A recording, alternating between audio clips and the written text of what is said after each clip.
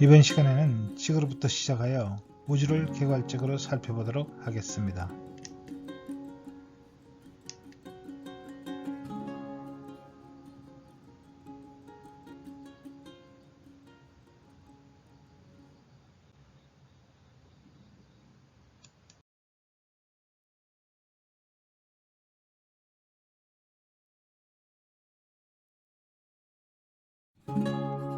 지금 보이는 것은 우리 은하의 모습입니다.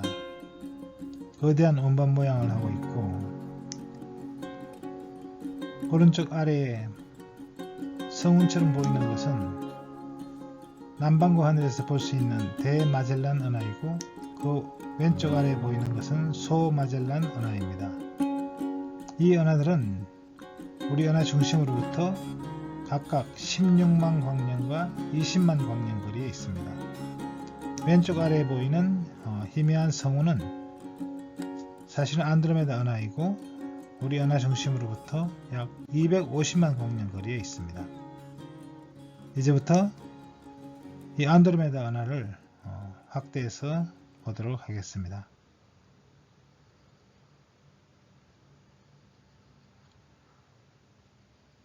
이 안드로메다 은하는 작은 은하처럼 보이지만 이 은하 안에 우리 달이 몇 개가 들어갈 정도로 하늘의 그 넓은 부분을 차지하고 있습니다.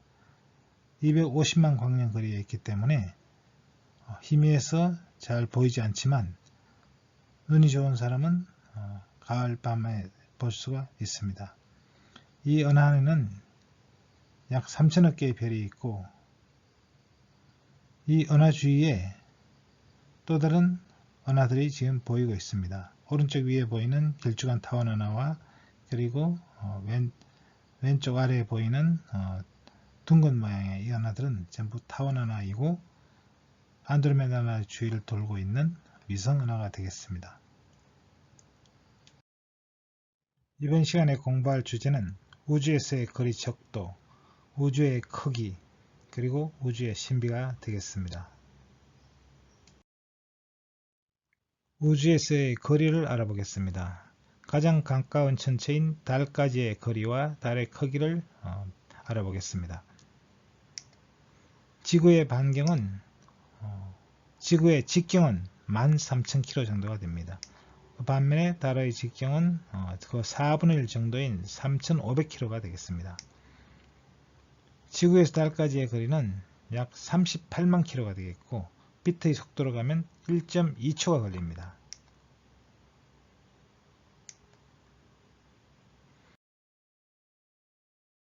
우주의 거리 단위와 상대적인 거리 비교, 큰 수의 표기에 대해서 알아보도록 하겠습니다. 우주의 거리 단위를 보면 지구에서 달까지의 거리는 1억 5천만 km이고, 이 거리를 1AU, Astronomical Unit, 1천문 단위라고 부릅니다. 그리고 빛이 1년 동안 가는 거리를 1광년이라고 부르고, 이 1광년이라는 거리는 약 9조 5천억 km가 되겠고, AU 단위로는 63,270AU에 해당이 되겠습니다. 그럴 때 태양으로부터 가장 가까이 있는 별인 켄타우루스 자리에 있는 알파별의 연성인 이 프록시마라는 별까지는 가는 데는 4.3년이 걸리게 되어 있습니다. AU로는 26만 AU에 해당되는 아주 먼 거리가 되겠습니다. 다시 말해서 지구에서 달 사이의 거리에 26만 별을 가야만 가장 가까운 별까지 갈 수가 있겠습니다. 자, 그래서 정리를 해보면 1AU는 약 1억 5천만 km이고, 1광년은 9조 5천억 km 또는 63,270AU가 되겠습니다. 그리고 파섹이라는 단위는 천문학자들이 쓰는 단위인데, 천문학 책을 보면 보통 파섹이라는 단위로 되어 있습니다. 자, 이것은 이제 1광년이 이제 1파섹이 3.26 광년이 되겠습니다. 이것을 이용해서 환산을 하면은 1AU는 30.9조 km가 되겠고, 1파섹은 또 20만 6265AU에 해당이 되겠습니다. 자, 이 파섹이라는 단위는 이제 어떤 천체까지의 거리가 이 시차가 지구가 이제 태양을 반바퀴 돌았을 때 이때 이제 이루는 이 각도가 1초가 되는 거리를 1파섹이라고 정의가 되어 있습니다. 그리고 전문 단위는 아까 설명했듯이 AU로 쓰고 지구에서 태양까지의 거리가 되고 1억 5천만 킬로가 되겠습니다. 그래서 우주에서의 거리 측정을 하는 데는 지상에서 쓰고 있는 이 킬로미터라든지 마일이니 이런 단위는 별로 의미가 없습니다. 너무 숫자가 커지니까요. 그래서 태양계에서 거리를 따질 때는 AU, 별까지의 거리를 때는 광년이라는 단위를 사용하게 되는 것입니다. 천문학자들은 파섹이라는 단위를 사용하고요. 그래서 1광년은 빛이 1년 동안 가는 거리가 되겠습니다. 천문학에서는 우주에서의 거리를 측정하는 방법이 매우 중요한데 여러가지 방법이 사용되고 있습니다. 가까운 거리를 사용할 때는 케플러의 법칙을 이용해서 또는 레이더를 이용해서 행성까지의 거리를 측정한다든지 할 수가 있습니다. 그리고 비교적 가까운 별들, 바로 프록시마 별이나 이런 별까지의 거리를 측정할 때는 삼각측량법을 이용해서 바로 이 연주 시차를 이용하는 것이 되겠습니다. 그리고 좀 멀리 있는 별의 경우는 변광성을 이용해서 변광성의 변광 주기를 이용해서 거리를 측정하는 방법이 있습니다. 그래서 이런 변광성 중에 유명한 것이 세페이드 변광성이 있는데 이 세페이드 변광성을 이용해서 거리 측정을 할 수가 있겠습니다.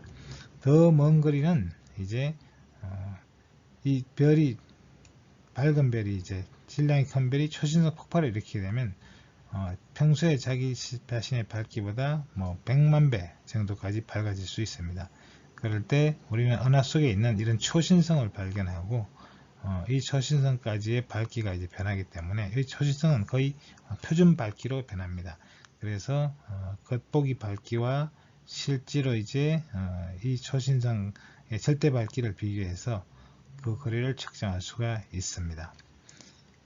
더 먼 거리를 측정할 때는 허블의 법칙을 이용합니다.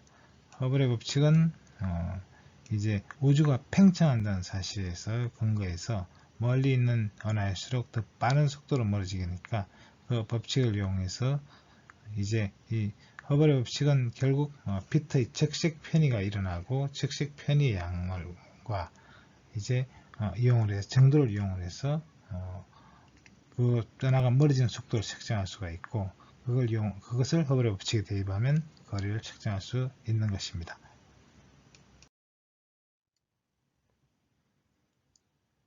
자, 우주에서의 거리는 워낙 멀기 때문에 이제 길이 단위 자체도 크기 때문에 우리는 전체의 크기나 거리를 비교할 때 상대적인 거리를 비교해 보는 것이 편리합니다. 그래서 예를 들어서 지구를 지름 23cm 정도의 대략 한 농구공 크기가 되겠습니다.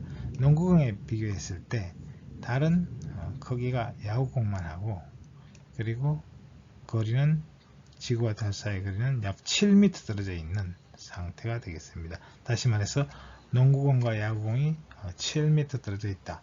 이렇게 생각하면 되겠습니다. 자, 그런데 이제 이것이 하나의 지구와 달 계가 되겠죠. 그런데 태양까지는 얼마가 떨어져 있냐? 약 3km 떨어져 있게 됩니다. 그리고 프록시마 별까지는 78만 km가 떨어져 있는 셈이 되겠습니다. 태양의 크기는 대략 한 지름이 30m 정도가 되겠습니다. 자, 이렇게 큰 수를 나타낼 때는 우리는 지수를 사용하는데 이런 지수를 우리가 흔히 쓸 때는 이제 천진법이라 해서 콤마가 세 자리마다 이렇게 천진법을 표현하게 됩니다. 그런데 이것이 영어식 표기법입니다. 그래서 영어에서는 단, 10, 100, 1000이 되죠. 1000. 그리고 만, 10만, 100만, 밀리언이 되겠죠. thousand, million, 그 다음에 billion, trillion 이런 식으로 이제 영어에서는 이렇게 표기가 됩니다. 그래서 이것이 천진법이라고 하는 것이죠. 근데 우리는 천진법을 쓰는 것이 아니라 사실은 만진법을 씁니다. 단, 십, 백, 천, 만. 그래서 여기가 만이 되죠. 10만, 100만, 1000만, 억이 되죠. 그리고 조가 되고, 그 다음에 경이 되고, 이렇게 이제 만 단위로 커지고 있기 때문에 사실은 콤마를 표시할 때는 네 자리마다 표시를 해야만 읽기가 편합니다. 이것이 바로 이제 보통 우리가 천진법을 쓰고 있어도 잘 읽지 못하는 이유가 바로 단위가 다르기 때문입니다. 자, 이런 이제 천진법의 기초에서 또 이제 SI 단위에서 쓰고 있는 이런 접두사들이 정해졌기 때문에 우리가 이제 좀 쓰는데 불편함을 느끼고 있는 것입니다. 그래서 이제 1000배가 커지면 이제 킬로라고 우리가 이야기를 하고, 그 위에 다시 또 100만 배가 커지면 이제 메가, 10억 배가 커지면 기가, 1조 배가 커지면 테라, 이런 식으로 이제 증가하고 있죠.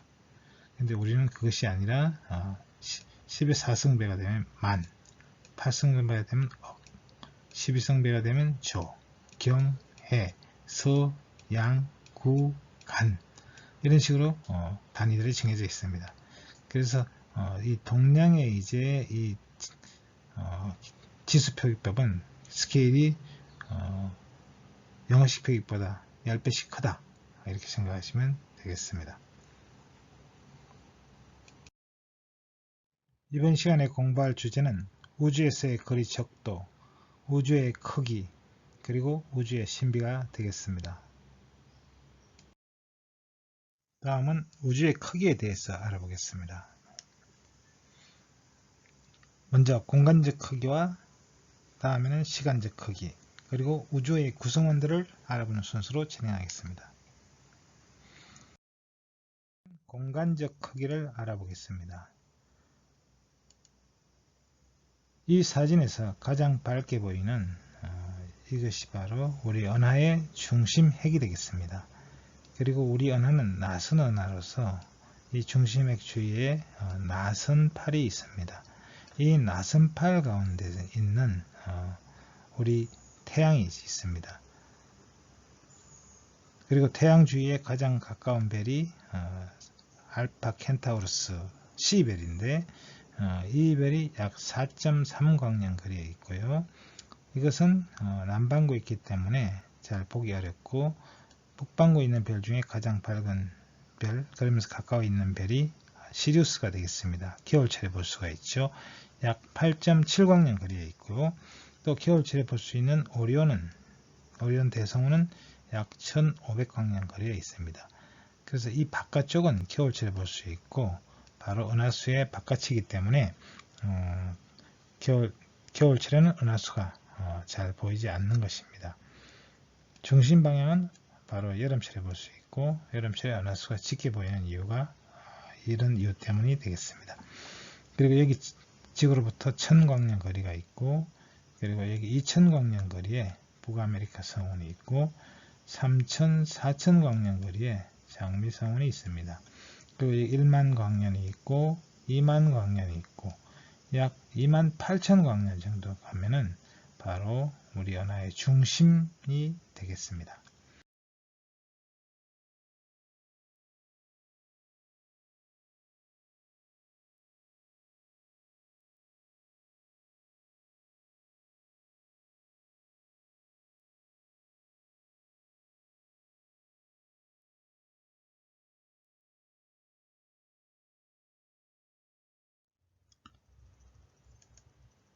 (10만) 광년을 넘어가게 되면 우리 은하를 넘어서서 외부 은하로 나가게 되겠습니다.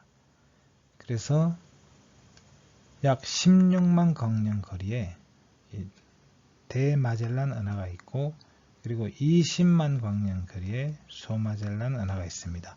이 은하들은 남반구에서 볼 수가 있습니다. 그리고 여기 100만 광년이 있고요. 100만 광년을 넘어서서 200만 광년, 250만 광년을 지나게 되면 바로 안드로메다 은하가 있습니다. 그리고 여기 1000만 광년이 있고, 또 여기 1억 광년이 있습니다. 이 1000만 광년을 넘어서서 5000만 광년 거리 정도로 가게 되면 천여 자리에 있는 은하들을 볼 볼 수가 있습니다.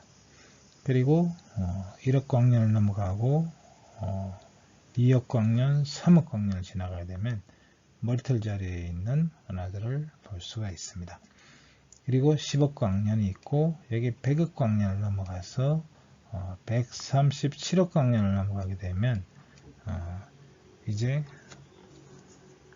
우주의 이제 끝에 도달한다고 할 수가 있죠. 그러나 여기서 출발한 빛이 사실 이 지구까지 오는 데는 137억 광년이 7억 년이 지났지만 이때 이미 이 빛이 도달할 점은 이 부분은 멀리 사라졌죠.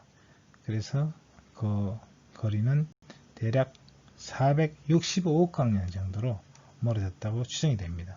그것을 우리는 우주의 지평선이라고 부릅니다.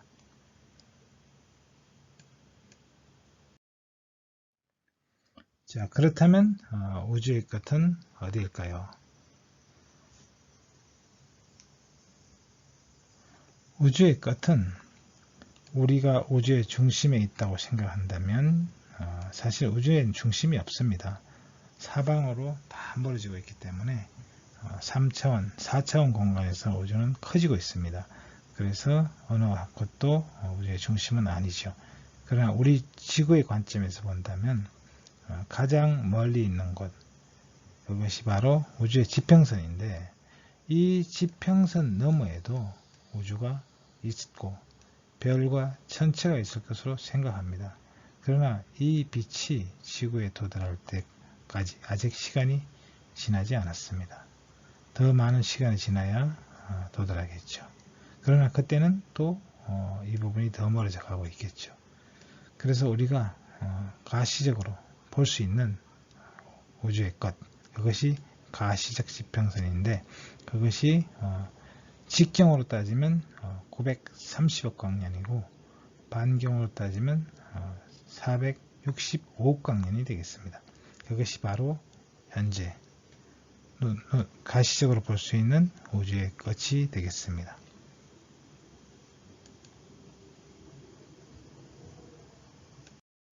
그러면 우주의 시간적 크기를 알아보겠습니다. 한때 사람들은 우주가 무한하다고 생각했습니다. 아니, 영원하다고 생각했습니다. 그래서 우주는 시작도 없고 끝도 없다고 생각했지만 빅뱅 우주론에서는 우주는 시작이 있다고 이야기를 하고 있습니다. 그래서 우주의 시작은 지금으로부터 약 137억 년 전에 시작이 되었고 그리고 또 우주도 또 어떤 유한한 시간 동안 존재하고 우주는 다시 원래 팽창을 시작하기 전에 점으로 돌아갈 수도 있고 팽창을 지속하다가 영원히 식어갈 수도 있다고 이야기하고 있습니다. 그래서 시간적으로 보면 우주는 137억 년의 역사를 가지고 있고 또 수명은 앞으로 우주가 이제 무한히 팽창할 것이냐 아니면 다시 한 점으로 돌아올 것이냐에 따라 그 종말은 달라질 것으로 생각되고 있습니다.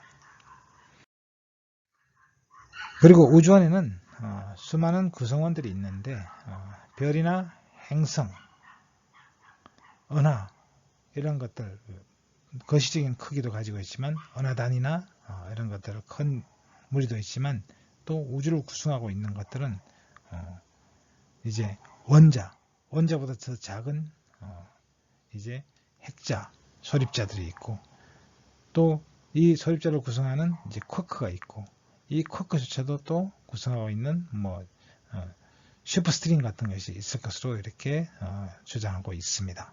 그래서 우주의 구성원들은 거시적으로도 존재하고 미시적으로도 존재하고 있습니다. 바로 인간은 그 중간에 있는 존재, 그렇기 때문에 우주를 거시적으로도 미시적으로 탐구할 수 있는 존재이기도 합니다.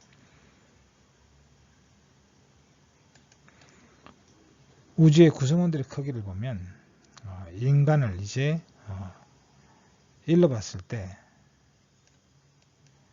인간을 1m 일로 봤을 때 이제 인간을 구성하는 세포가 있고 세포를 구성하는 분자가 있고 분자를 구성하는 원자가 있고 원자를 구성하는 원자 핵자가 있고 이것을 구성하는 소립자가 있고 그 소립자를 구성하는 쿼크와 렙톤이 존재한다는 것이죠. 그리고 살아있모에서 더 큰 구조물인 이제 도시를 만들고 지구 행성을 만들고 태양을 만들고 태양계, 은하계, 은하단, 초은하단, 우주 거대 이르기까지 또 이런 계층들이 존재한다는 것이죠. 또 시간적으로 보면 우주는 이제 수명을 가지고 있는데요.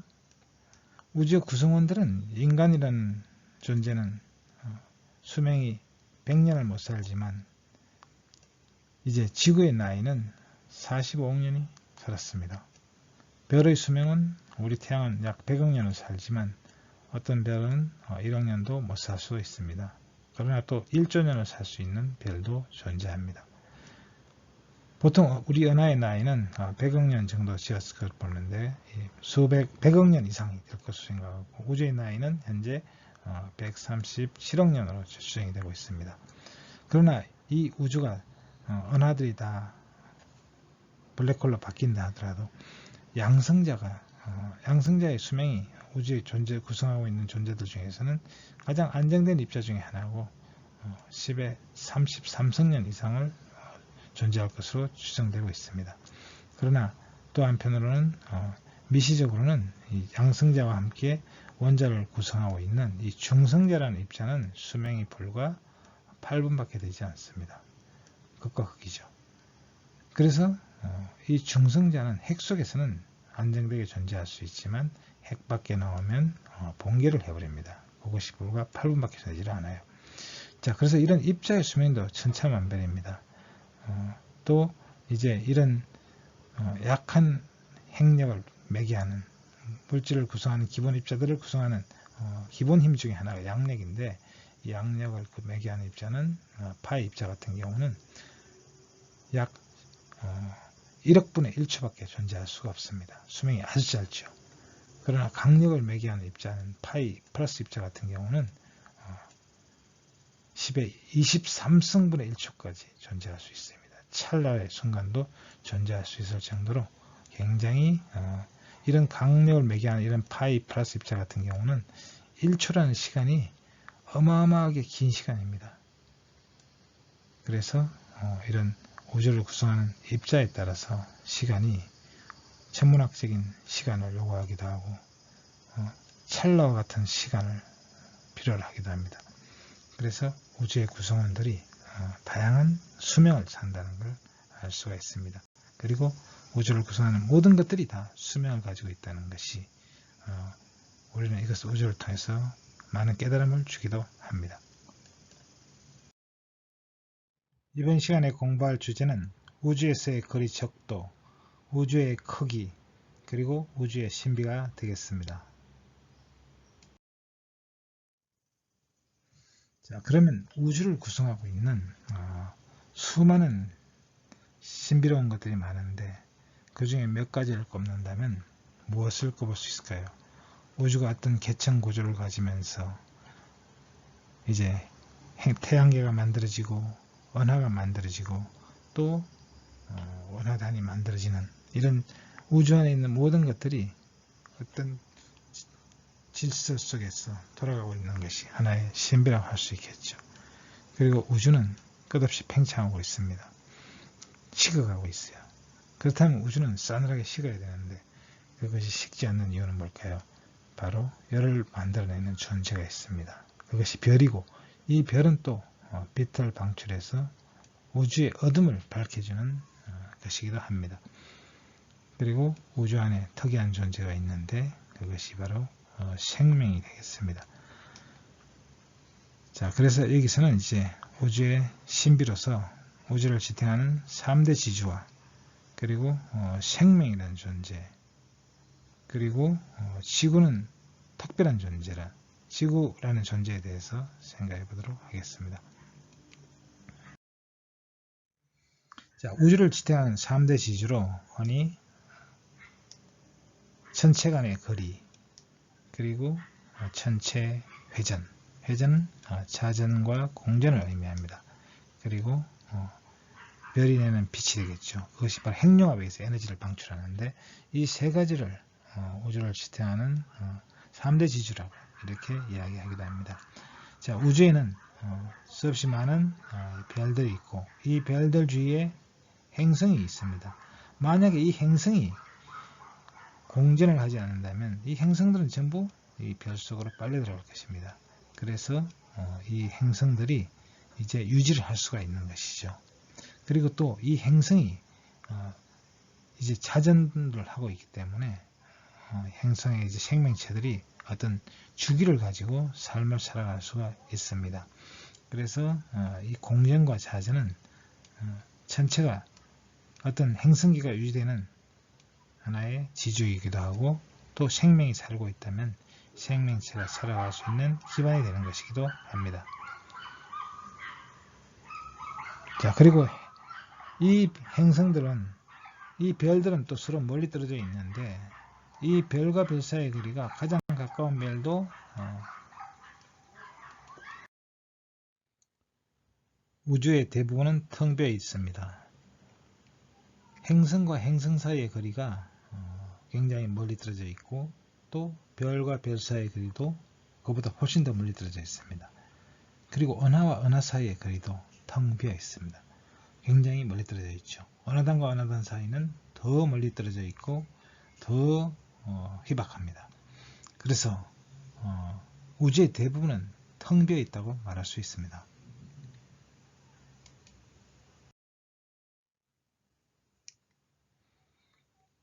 그리고 지구라는 존재는 우리에게 생명의 터전이긴 하지만 태양계에서 지구는 작은 행성에 불과하고 그리고 이 별과 별 사이의 거리는 그보다 훨씬 멀리 떨어져 있습니다.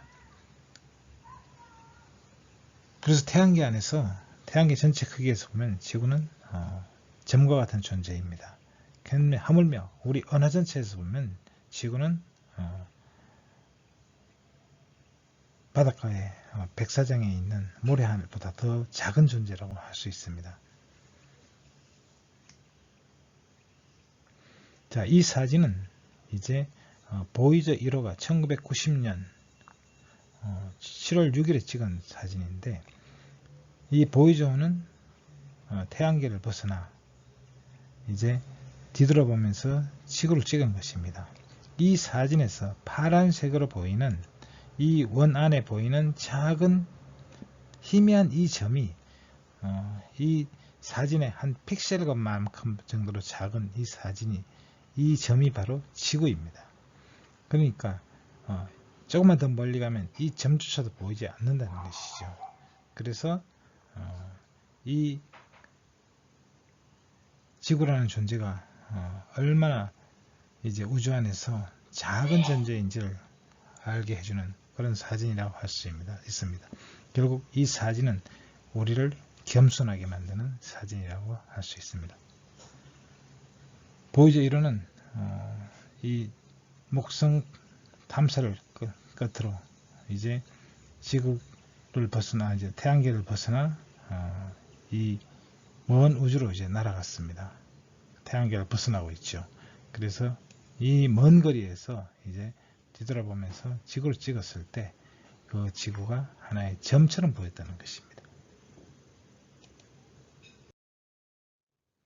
그렇지만 우주에서 특이한 존재는 생명입니다. 태양계 안에서도 아직 생명이 있는 천체는 지구밖에 없습니다. 어쩌면 태양계 전체에서 생명은 지구밖에 없을 수도 있습니다. 가까운 별 가운데도 생명체는 지구밖에 없을 가능성이 있습니다. 그렇다면 지구는 어쩌면 특별한 존재일 수도 있습니다. 그러나 우리 은하 안에 2천억 개의 별이 있는데 그 별들 가운데 얼마나 많은 별들 주위에 생명이 있는 행성이 있을지는 모릅니다. 그렇게 보면 우주 안에서 생명은 그렇게 특별한 존재는 아닐 수도 있습니다. 흔한 존재일 수도 있다는 것이죠. 실제로 생명을 만드는 물질이 이 성간에 있고 이런 성간에는 다양한 원소들이 존재하고 다양한 화합물이 존재하고 있습니다. 그렇기 때문에 이런 성간의 물질이 이제 지구로 떨어져서 지구에 생명이 싹둑트는 그런 가설들이 있습니다. 그래서 우주에서 생명은 아직은 지구에서밖에 발견되고 있지 않지만 언젠가는 이 생명이 다른 우주에서 발견되고 또 도처에서 발견될 수도 그런 날이 올 것이라고 생각됩니다. 왜냐하면 우주는 너무나 크기 때문입니다. 그리고 우리 인간은 결국 별이 이제 별 주위에 있는 행성에서 태어나고 이 행성들은 별을 만들고 남은 그 잔재들이 모여서 이루어진 것입니다. 그리고 그 원소들조차도 별에서부터 만들어졌습니다. 그래서 인간은 우주의 먼지로부터 왔다고 말할 수 있습니다. 그리고 우주의 어마어마한 크기와 영원만큼이나 긴 시간 동안의 존재를 보면 인간이 존재하는 기간은 불과 100만 년밖에 되지 않았습니다. 그래서 우주의 나이를 보나 우주의 크기를 보나 인간은 작은 존재일 수 있습니다. 그렇지만 이 생명은 인간은 이제 이 우주를 알아보고 우주 안에 나라는 존재를 인식하며 살아가고 있습니다. 어쩌면 우리를 탄생시킨 이 우주를 알아보는 유일한 존재일 수도 있습니다. 그런 점에서 인간은 특별하다고 말할 수 있을지 모르겠습니다. 이번 시간에 공부할 주제는 우주에서의 거리 척도, 우주의 크기, 그리고 우주의 신비가 되겠습니다.